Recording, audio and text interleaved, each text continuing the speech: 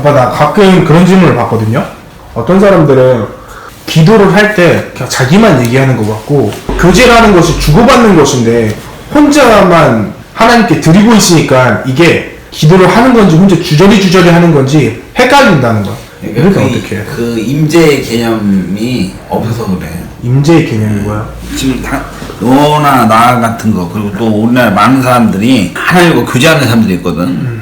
교제하는 사람들은 두 부류가 있어. 하나는 그냥 성경을 읽어서 큐티를 하면서 그 묵상하면서 생각 떠오르는 생각을 메모하는 그런 방법으로 하나님의 교제를 구하고 내가 큐티를 했다 하나님의 말씀을 들었다라는 분이 있고 아니면 성령님이 지금 내 안에 와서 계시고 있어서 내 안에 영으로 계시는데 나에게 때로는 들을 수 있는 육성으로 말씀하시고 그래서 성령님이 이제 실제로 나한테 영향을 미친다는 걸 믿고 있는 사람들이 있어. 그 사람들이 성령님과 교제와 교통을 통해서 실질적으로 성령님과 교제하는 방식도 있거든. 나 같은 경우에도 전에 성령의 실제 부분에 대해서 이제 아무튼 전혀 문외한이었던 부분들이 있었어. 그리고 교리적으로는 다 알고 있는데 이분이 진짜 나한테 와서 실질적으로 함께 있다는 거였지. 믿겨지지 않는 상황이었지. 그리고 이제 안산에 있을 때 광선이하고 교제하는데 걔가 기독교 뭐 예수라는 사람 뭐 이러면서 알고는 있는데 성령이 어디 실제하냐. 그러면서 성령 받았다는 얘기가 무슨 얘기냐 막 나보고. 그래서 그 일산에 장양희 목사님이 성령 집회하면서 사람들 막 고쳐지고 낫고 하는 거 그런 거 보여줘서 그게 무슨 성령 받은 거냐고 막 나한테 오히려 항변하고 그랬는데 뭐라고 설명할 방법이 없었어.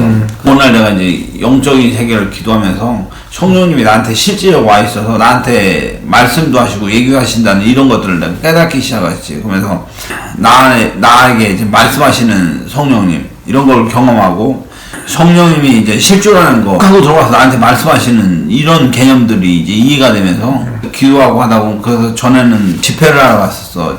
어디가 저 우리 교단에서 집회를 가는데 기도하는데 마음에 손이 떨리는 거야. 진동이 오는 거야.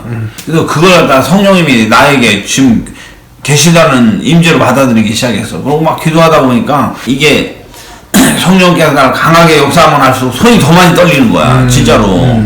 그래서 나는 이걸 성령과의 사인으로 생각을 했어. 그래서 지금도 기도할 때 보면 내가 흐름에 맡겨버리잖아. 그럼 강력하게 나를 붙잡으시는 이런 것들이 있어. 근데 성령님은 그 느낌이라는 게 아니거든. 유기성 목사님 그 말씀을 들으면서 성령님이 하나님이 내 안에 와 계시다라는 개념들을 얘기하면서 그분은 나에게 육성으로 광수야 이렇게 얘기하시는 분이 아니라 우리의 사과와 그걸 초월해서 나에게 그 생각으로 훅 하고 들어오면서 나에게 말씀하실 수 있는 분이라는 분들 얘기하면서 했는데 내가 이제 지금까지 살아가면서 성령님과 교통하는 방식으로 이거 성령님이 나에게 주신 거라고 생각하면서 기록을 시작했는데 정말 인격이신 그분이 나에게 말씀하시는 거였었던 거야. 그래서 나는 지금 그걸 의심치 않고 말씀을 할 때마다, 주실 때마다 그냥 적어놨는데 결국은 내가 한 얘기가 아니, 내가 나한테 한 얘기가 아니라 성령님이 나한테 하신 얘기고 그 영성 얘기를 다 기록하면서 성령님이 지금 나와 함께 계시는 이걸 내가 깨닫고 체험하게 됐던 거지. 그래서 영성 일기를 매일 쓰고 있고 그렇게 되는데 성령님은 내가 알든지 안 알든지가 지금 내 안에 와 계시다라는 이런 개념들 역사하시고 말씀다는 이런 개념들을 이제 충분히 이해를 하는 거지. 그런데 이 세상에 수없이 많은 사람들이 하나님이 나한테 육성으로 말씀하실 거라고 생각하면 나한테는 왜 얘기를 안 하냐 이런 개념들을 가지고 있고 하나님이 나한테 어떻게 말씀하시냐 자기는 그런 거 들어본 적이 없다 라고만 생각을 하고 개념이 있고 내가 이제 분명한 사실이 뭐냐면 아담과 하와가 하나님으로부터 창조를 됐어. 하나님의 코에다 생기를 불어넣었어. 생명이 되었어. 거룩한 영이 우리 안에 왔었어. 근데 하나님의 말씀에 불순종으로 인해서 우리의 영이 애매모호하게 하는데 살아있지만 죽은 상태와 같은 상태가 된 거지. 그래서 우리는 이제 이렇게 살아가고 있는 상황에서 세상에 있는 모든 자연인들은 우리에게 영혼, 영이라는 게 있는데 그게 죽어있는 상태, 살아있지만 죽은 거와 같은 상태, 아무 기능도 하지 않는 이 상태에 빠져있는 거예요. 수없이 많은 사람들이. 근데 그 이야기를 보면 한비석헌 선생이나 우리나라에 이제 영성가들이 있어. 사람들이 이단시하는 영성가들이 있는데 그분들이 얘기하고 있는 개념이 유영무 선생이라든가 기독교에 완전 사이비라고 보여준 유영무 선생이나 이런 부분들이 얘기한 이 사람들의 개념이 참나라는 개념. 내 안에 참나가 있다라는 개념을 얘기하는데 내가 그걸 봤더니 그 참나의 개념이 이제 내가 깨달은 거예요. 뭐냐면 참나라는 개념 자체는 내가 지금 생각을 하잖아. 내가 생각을 하는데 지금 커피 마시니까 씁쓸한데 이게 무슨 맛인가 이런 생각을 하고는 있는데 이 의식이나 이 생각을 그냥 생각할 때는 이게 뭐냐라고 생각하는데 내가 뭔가 생각하고 있는 이 본질이라는 거, 이 의식이라는 본질을 우리가 지금 언어를 갖고 있지 않은 상태를 생각을 해봐. 내가 뭐 생각하면 내가 이거 뭐 읽고 가잖아. 근데 이걸 읽고 있는데 시각장애인이고 청각장애인 헬렌 켈러처럼 아무것도 언어가 없는 상태. 이걸 모르는 상태가 됐어서도 우리 말이라는 게 없는 상태에서도 나는 의식을 하고 생각을 한다는 거지. 우리가 한국말로 사용하지 않는 상황에서도 나라는 존재에 대해서 나 인간이라는 존재에 대해서 생각을 한다는 거지. 이해가 가나? 생각을 하는 거야. 근데 글도 없고 아무것도 없지만 이 언어의 장벽을 떠났는 내 이식이 생각하고 있는 단계. 어떤 장님이 아무것도 모르고 아무것도 안 보이지만 뭔가 생각하고 있는 단계. 그 단계의 존재를 갖다 참나라고 본 거예요. 근데 이 의식이 어디서 왔느냐? 라고 보면 하나님이 천지를 창조하실 때 사람을 만드셨는데 거기서 생기를 부르면 하나님의 영이 우리한테 와 있는 거야. 영혼 육으로 구성되어 있는데 혼은 우리가 그냥 기본적으로 단순히 생각하는 거고 육신은 육신의 생각인데 그 영이 있어. 영이 있는 이 참나라는 존재가 있는데 에덴 동산에 아담과 하와가 선악과를 따먹고 나서 이 영이 죽어버렸어. 이 영이 죽어버렸다. 그러면 우리가 영이 없어진 거냐? 잠자는 상태와 같은 상태로 있는데 그래서 살아있지만 죽은 것과 같은 상태에 돼 있는데 예수 그리스도가 이 땅에 오셔서 십자가에 피 흘려 죽으시고 구원하면서 복음이 들어오면서 우리 안에 그 오순절 마가의 다락방에 성령님이 우리 안에 오신 거죠. 성령님이 우리 안에 오셔서 내 안에 오셨어. 볼지어다 내가 문 밖에서 두드리는 그 문을 열면 내가 네게 들어가 너와 내가 더불어 먹고 오리라 라고 말씀하면서 성령님이 우리 안에 들어오라고 막 노크를 하시는 거야. 문을 열었을 때 성령님이 내 안에 들어와서 나와 더불어 먹는 교제가 이루어지는 거예요. 그러면 우리들의 영이 잠자는 상태가 아니라 성령님과 만나는 거지. 내 영혼 육에서 이 영이 성령님과 만나는 상태예요. 참나가 활성화가 살아서 이제 하나님이라는 존재를 의식하고 교제하는 상태가 되고 그 자리에 성령님이 오시는 거예요. 그러면 이제 우리가 내게 말씀하시기도 하고 이야기도 하고 내가 사랑한다라고 나는 이 영성일기를 쓰면서 아들아 내가 사랑한다는 말을 수없이 많이 들어. 하나님의 영이 내 안에 오셔서 내 참나와 만나서 나라는 존재를 의식하는 사람들이 그 한석헌이라는 사람들이 말해서 그 참나라는 존재가 살아있지만 죽은 자와 같이 된 존재가 돼 있는데 예수님이 우리 안에 오셔서 성령님이 우리 안에 오셨을 때 참나와 성령님이 만나서 그래서 내가 이걸 성령님이라고 얘기할 수 있고 나라고도 얘기할 수 없는 이런 존재 상태로 성령님과 교제가 이루어지는 상태. 성령님과 내가 만나는 상태. 그렇게 돼서 이 성령의 내주하심 이게 성령의 내주하심이죠. 그러면서 기도할 때는 성령님께서 내가 마땅히 빌바를 알지 못하나 이루 말할 수 없는 탄식으로 나를 위해 친히 간구하셨느냐. 성령님이 나를 위해서 중보하면서 내 안에서 나를 위해서 간구하신다니까. 이런 역사들이 이루어지면서 그래서 뭐 기도하다 보면 막 강력하게 뜨겁게 그래서 강대원에서 설교할 때 어떤 때는 내가 희마리가 돋고 피곤해서 뭐 지난주에도 설교를 내가 몸이 감당이 안 되는 이런 상태였는데 그때 이제 얘기하는 거야. 성령님 내가 지금 힘이 없습니다. 잘못하면 저 오늘 죽습니다. 오늘 사람들이 은혜 받으려고 하는데 제가 이렇게 하면 안 되지 않습니까? 성령님 나에게 힘을 주시고 역사하시고 강하게 하셔서 저를 붙잡아 주옵소서 이렇게 기도하는데 위로부터 예수님께서 그 6월 명절 끝날에 누구든지 목마르거든 내게로 와서 마시라 배에서 생수의 강이 넘쳐 흐르리라. 근데 이는 앞으로 받을 성령을 말씀하시는 거예요. 성령님이 아직 계시지 않으므로 제자들은 깨닫지 못하더라고요. 그런데 그래서 누구든지 목말하거든 내 안에서 와서 배에서 생수의 강이 이 생수의 강이 성령님이시다.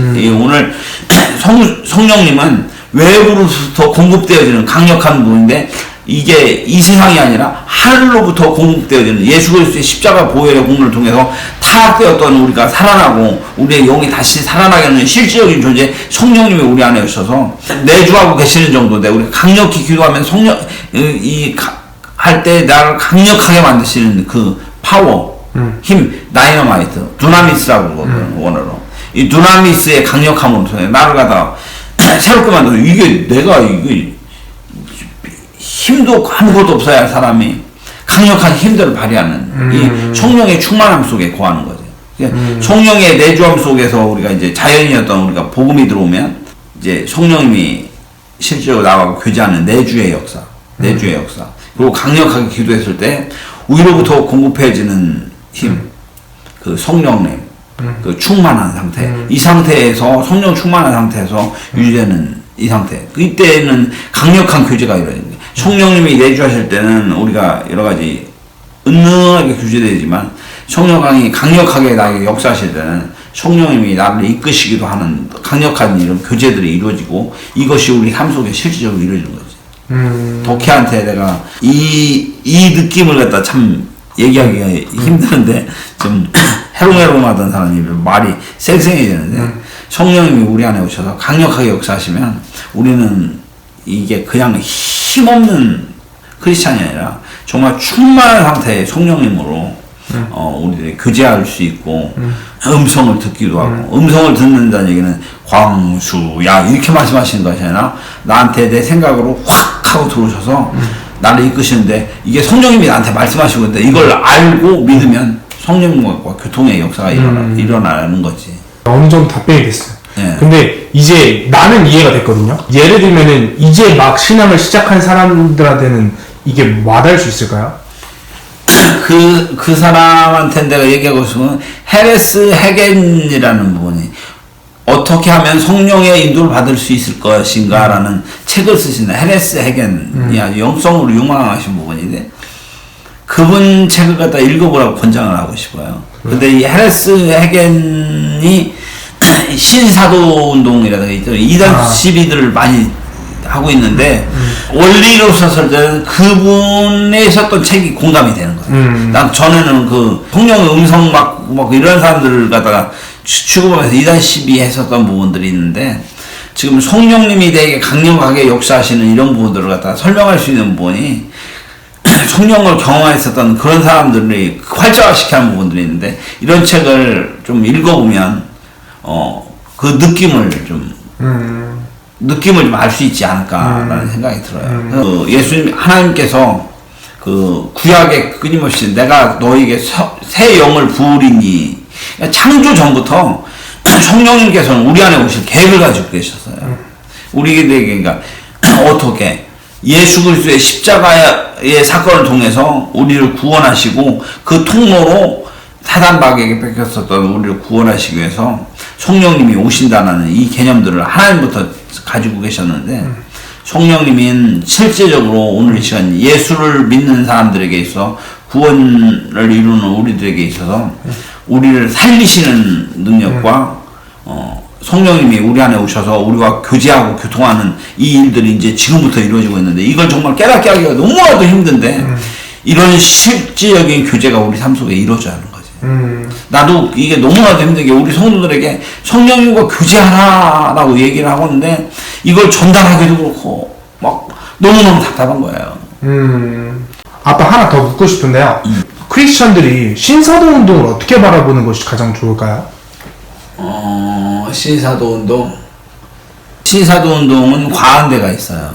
과한 데가 있는데 뭐 개짖는 소리를 한다든가 이 액션 부분에 이런 부분들이 있는데 이런 부분들에 대해서는 좀 과한 부분들이 있는데 분명한 것은 오순절 마가이들 학방에 성령께서 이 땅에 오시고 나서 하나님이 내 안에서 제한 없이 역사하도록 존중해 드리는 거 이건 우리에게 정말 필요한 것이고 그래서 내가 경험하지 않은 부분들은 쟤는 2단이다 3단이다 이 기독교가 그게 되게 좀 내가 이해할 수 없는 부분은 2단이다 3단이다 뭐 4단이다 5단까지 가는 이런 부분들에 대해서는 그거는 그것도 너무 과한 것 같아요.